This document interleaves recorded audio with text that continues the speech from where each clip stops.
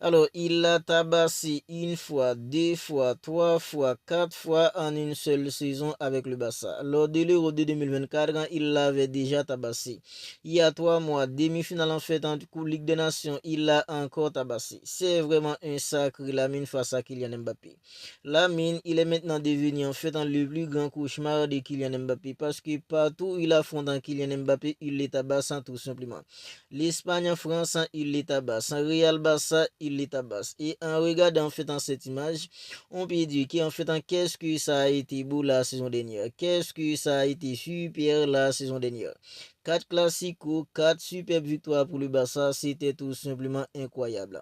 Mais les gars, c'est une nouvelle saison, des nouvelles équipes, un nouvel entraîneur du côté de Real Madrid, des nouveaux aspects de jeu en fait des deux côtés.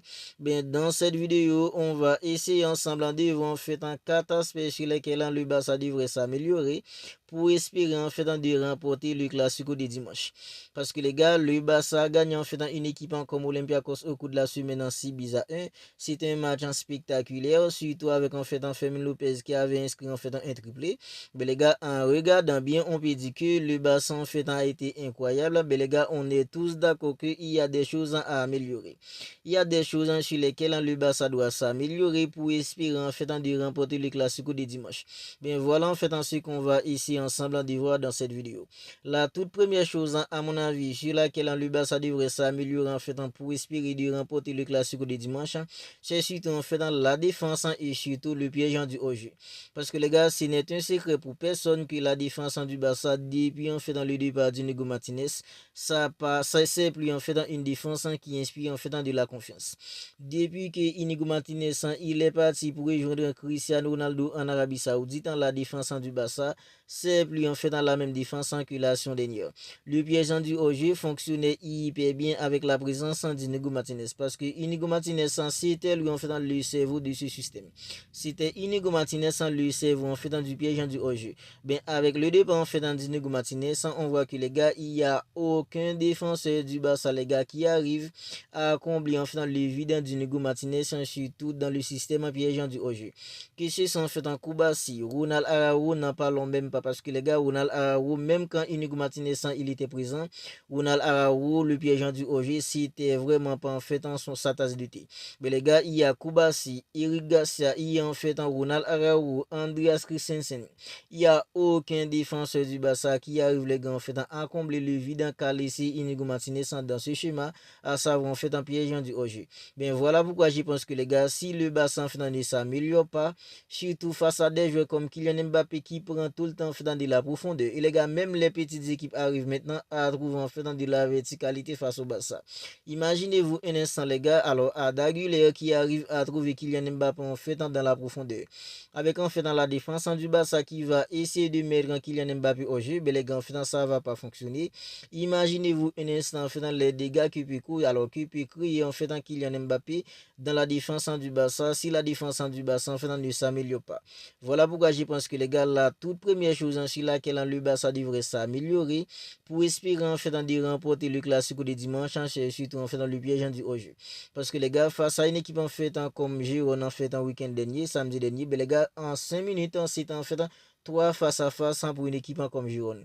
En seulement 5 minutes, c'est en fait 3 face à face. Mais les gars, imaginez-vous Kylian Mbappé qui pardonne tout simplement pas quand il s'agit de mettre des ballons au fond des filets. Voilà pourquoi je pense que les gars, la défense du Barça doit s'améliorer pour espérer en fait de remporter le Classico de dimanche. Le piège du hors-jeu, en fait, en sifflant, il doit comprendre que avec en fait le départ d'Inigo Martinez, il n'y a pas en fait un joueur qui a l'intelligence en deux jeux, il n'y a pas un défenseur qui a l'intelligence en deux jeux qu'avait Inigo Martinez en fait pour mener la défense avec ce système en fait du piège du hors-jeu.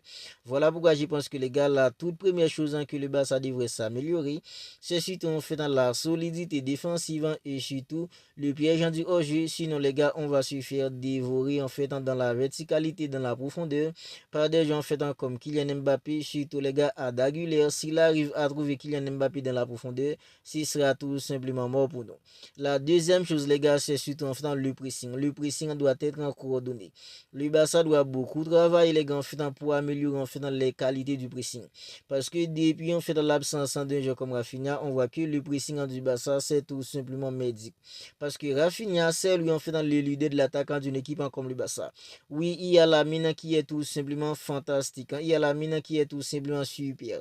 Quand il s'agit en fait de dribble, quand il s'agit en fait de percussion, vitesse d'exécution. Parce que les gars, la mine, il est tout simplement incroyable. Mais les gars, les joueurs en fait qui lead en fait dans l'attaquant d'une équipe comme le Barça, c'est un jeu comme Rafinha. Parce que Rafinha, quand il est là, on sent qu'en fait, il y a un leader sur le terrain. On sent qu'il y a un vrai leader sur le terrain.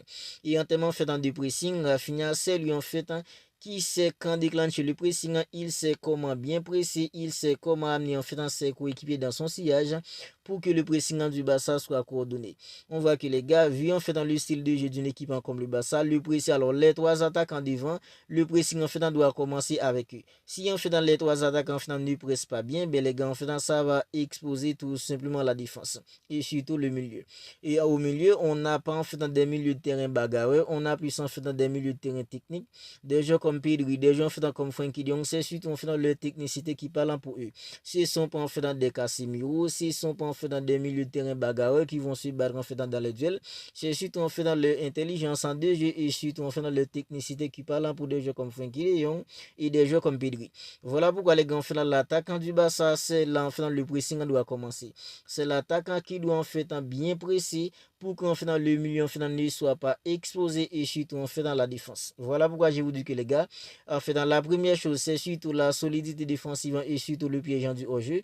Et la deuxième chose, c'est surtout en fait dans le pressing. Parce que les gars, si le pressing du Barça ne commence pas par les trois devant, pour qu'en fait le pressing soit coordonné, bien ça va exposer le milieu et ça va aussi exposer la défense. Voilà comment on va se faire en fait péter la gueule face à une équipe comme le Real Madrid. Alors on va se faire démonter la tronche en dimanche contre le Real Madrid s'il n'y a pas en fait de l'amélioration pour que la défense soit un peu plus solide. Si en fait il n'y a pas de l'amélioration en fait dans le piège du hors-jeu et les gars, si le pressing du Barça n'est pas coordonné, on va se faire démonter la tronche parce que les gars, il y a des jeux comme Kylian Mbappé qui va pas non pas donner. Et la troisième chose sur laquelle le Barça devrait s'améliorer à mon avis pour espérer en fait de remporter le classique de dimanche, c'est surtout en fait dans le physique des joueurs. Parce que les gars, ça fait en fait environ un bon moment, on voit que le Barça a un gros problème physique. Alors je sais, la saison en fait vient tout juste de commencer, c'est à peine 3 mois. Le Barça a fait plutôt en fait une bonne pré-saison. Le Barça n'a pas disputé la Coupe du Monde de club. Les équipes en fait qui ont disputé la Coupe du Monde de club, on voit que ces équipes-là sont beaucoup plus en forme physiquement qu'une équipe comme le Barça. Je sais que c'est un peu bête d'ici là, mais les gars, le Barça a fait en fait une pré-saison correcte. Mais les gars, on voit que depuis en fait contre une équipe comme le Paris Saint-Germain 1er octobre dernier, le Barça n'a eu en fait que 30 minutes. Les 30 premières minutes, c'était vraiment une grosse équipe du Barça. Mais les gars, après les 30 premières minutes, le Barça s'est écoulé. Le Barça a pris l'eau parce que physiquement, le Barça était tout simplement incapable de garder en fait dans le rythme. Mais les gars, voilà pourquoi je pense que les gars, contre une équipe comme le Real Madrid, alors c'est vrai, le Real Madrid en fait, c'est pas foufou pour l'instant, mais les gars, c'est une équipe en fait qui est plutôt en confiance parce que le Real Madrid en fait a gagné. Même si en fait ils ont pris une raclée contre une équipe comme l'Atlético Madrid, mais les gars, ils ont enchaîné les victoires. Même si dans le jeu, c'est pas si extraordinaire que ça, mais les gars, ils sont en confiance contre le Barça. Si le Barça en fait n'arrive pas à être constant, si physiquement les joueurs du Barça ne peuvent pas tenir, on est tous d'accord pour dire que les gars, on va se faire démonter la tronche contre le Real Madrid. Parce que physiquement, pour l'instant, le Real Madrid en fait est beaucoup plus en forme qu'une équipe comme le Barça. Des joueurs comme Pedri, des joueurs comme Frenkie de Jong, c'est sont en fait dans leur technicité, les gars en fait qui peuvent parler pour eux. Mais les gars, si en fait physiquement, ils sont pas en forme pour dicter le rythme du match, on est tous d'accord que ça va être hyper compliqué pour nous. Voilà pourquoi je vous dis que les gars, la troisième chose sur laquelle le Barça devrait s'améliorer, c'est surtout en fait dans la constance des joueurs. Parce que le Barça n'arrive plus à être une équipe en constante durant les 90 minutes. Parce que les gars en fait au bout en fait dans des 60 minutes, au bout en fait dans des 50 minutes, 70 minutes de jeu, le Barça n'est plus capable en fait de tenir le dégât de le rythme parce que les gars physiquement, les joueurs sont tout simplement morts les gars. Voilà pourquoi je vous dis que les gars, la troisième chose sur laquelle le Barça devrait s'améliorer pour espérer en fait de remporter les classiques de dimanche, c'est surtout le physique des joueurs. Parce que les gars, physiquement, le Barça n'est tout simplement pas au point pour l'instant. Et la toute dernière chose, les gars, à mon avis, c'est surtout en fait dans l'appétit des joueurs. Bien, c'est un classico. Un classico, c'est toujours un match en spécial. C'est un match en fait. Alors, le classico en fait elle-même, le nom en fait du match en fait arrive à motiver les joueurs. Mais les gars, on voit qu'il y a en fait de la nonchalance du côté de Barça à présent. Des joueurs comme Lamine, alors auparavant, Lamine, c'était un joueur en fait qui se défonce sur le terrain. Je sais que Lamine, il a passé quelques semaines en fait blessé.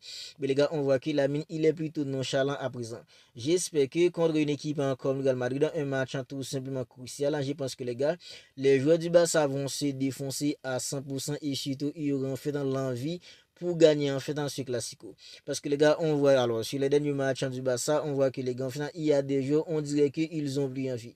On dirait qu'ils ont plus envie, les gars. Voilà pourquoi je vous dis que les gars, en fait, la toute dernière chose sur laquelle le Barça devrait s'améliorer, c'est surtout en fait l'appétit des joueurs. Parce que les gars, il y a des joueurs qui sont trop nonchalants à présent. Mais les gars, un classico, c'est un match tout simplement spécial.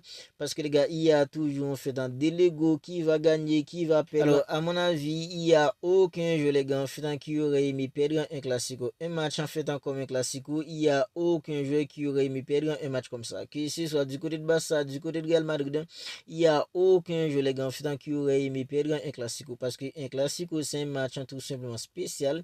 Ces deux équipes en fait en rivaux. Je pense que les gars, ça va être tout simplement intéressant. Voilà pourquoi j'espère que les gars, en fait, le joueur du Barça, en fait, le nom du match, El Clasico, ça va tout simplement les motiver. Parce que les gars, il y a en fait beaucoup de nonchalance du côté de Barça à présent. Alors, vous n'hésitez pas à me dire ce que vous en pensez de tout cela dans les commentaires. 4 choses sur lesquelles, à mon avis, le Barça devrait s'améliorer pour espérer en fait de remporter le classico de dimanche. La toute première chose, c'est surtout en fait dans la solidité défensive et le piège en dit hors jeu. La deuxième chose, les gars, c'est surtout en fait